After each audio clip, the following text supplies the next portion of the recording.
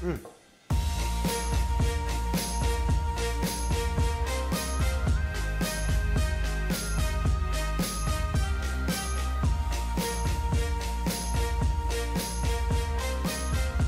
McDonald's just came out with a limited edition donut fry or donut stick. I went and got, let me show you. These things don't look anything like the picture. I mean, this is awful. Do you see that? This is really bad. These are bad. Yeah, I didn't like them. They're not that good. I don't really get why I don't know if people are really liking them or not. I haven't watched a whole lot of videos, but people are kind of going crazy over them, and I didn't think they're that great. So I figured, why don't we make some homemade donut fries really easy, pretty quick. They don't really take a whole lot of time other than the yeast rising. And let's just make them a heck of a lot better and make some gourmet donut fries. So all you need is 2 cups of flour, 1 egg, a half a stick of butter, 1/8 cup of sugar, a half cup of milk, 2 1/4 tablespoons of yeast, a teaspoon of nutmeg, and I forgot, I didn't picture the salt. So what we're gonna do is we're gonna use a medium saucepan on a medium heat, and we're going to warm our milk up to 90 degrees Fahrenheit. Now, if you're like me and you accidentally overheated your milk, pour the milk into a small bowl and let it cool down. We just need to hit that 90-degree mark. While the milk is cooling, melt the butter in the same saucepan. It doesn't matter if there's still some milk mixed in there because we're gonna add it together in the end. I'm so excited about this. I'm so excited.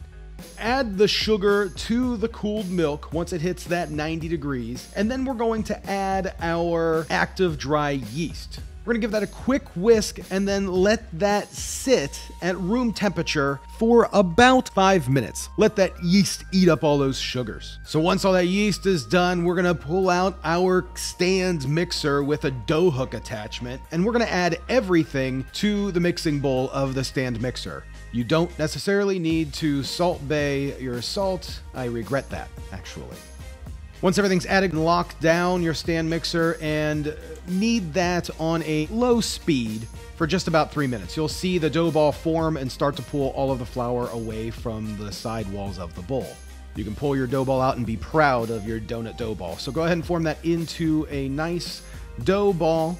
And then we're just going to use a little bit of vegetable oil, or in this case, I have a spray canola oil to spray the bottom of the bowl. And then also make sure you spray the dough ball because this is going to expand and we want to make sure it's not sticky. Once you have the ball oiled really nice, then we're going to cover it with some cellophane if we can get the plastic wrap out of the container. So the dough ball is going to double in size over about the period of an hour. I don't know what that hand gesture meant. We're going to heavily flour our work surface, pour the dough ball out onto the work surface, and then just using a rolling pin, roll it out to about 1/4 inch thick. I'm going to slice my sheet in half and then slice donut fry shapes into the dough.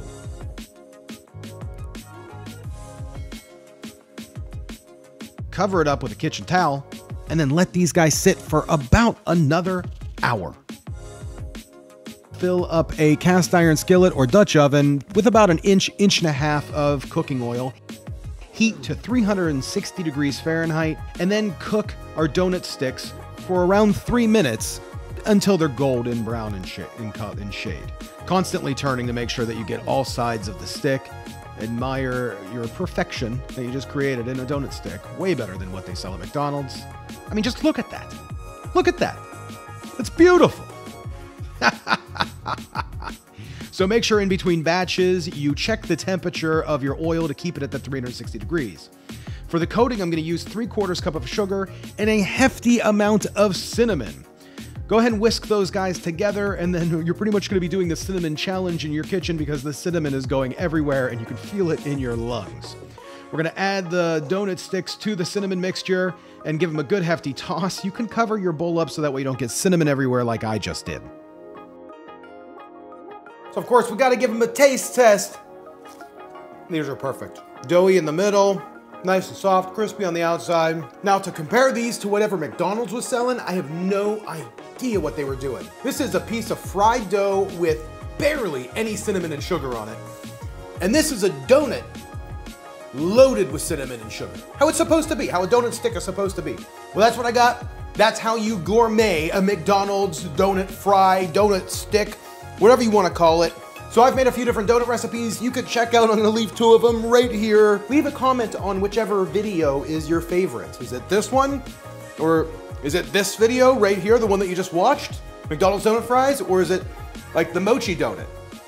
Or the Flamin' Hot Cheeto donut? Let me know. Yeah.